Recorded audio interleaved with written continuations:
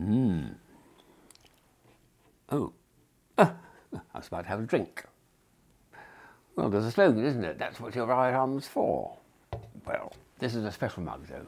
Very special. Powerful. It's got a wrist exerciser, which is a lovely concept. So you can put your pint of beer in here, and with either wrist, this way or the other one, you can exercise your wrist muscles. Very nice idea. And you can even exercise it while you're drinking. I think it's more difficult. I'll have to wait until it's half full and then let it slop down. So this is just one of the most recent toys I've purchased, along with 3 or 4 others only in the last few weeks. And this one was only picked up in the last few days. I was having a haircut in Twickenham. Didn't take very long, as you can see. In fact, the barber has a nice legal connection, and he said he has to issue a search fee when he's cutting the... Never mind. Anyway, just outside the barber shop, there's a very good toy shop, and since my car had a few more minutes to spare on the meter, I popped into the toy shop and found this little charmer. A wrist exerciser combining with a drinking mug. I think it's a very nice concept, that. Wow. So, that was one little beauty. The other two picked up a few weeks earlier. This is very strange, because actually, I'm fooling you a bit, because there's actually 2 toys there. That's the first one, and that's the second one. What's going on here? Well, there's a very heavy ball bearing inside this, which means it will go all over the place when it wants to. It's called a wobbler, and it's been marketed by Playvisions, who I know very well from California. I look forward to seeing them demonstrating it at the New York Toy Fair next year, because it's brand new.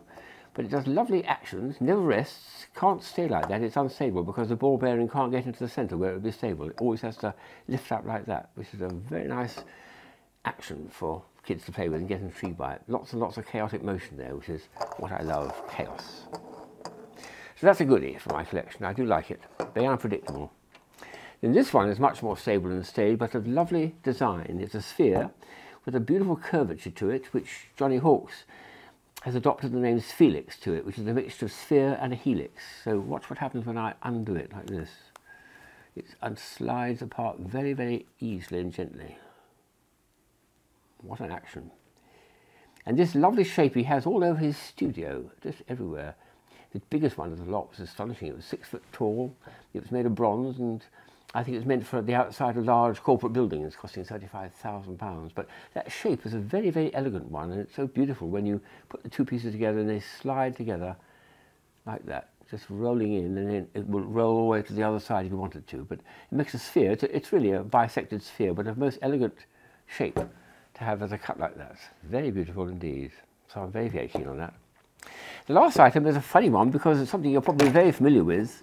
It's the old wobbler, it's the old spinner, finger spinner.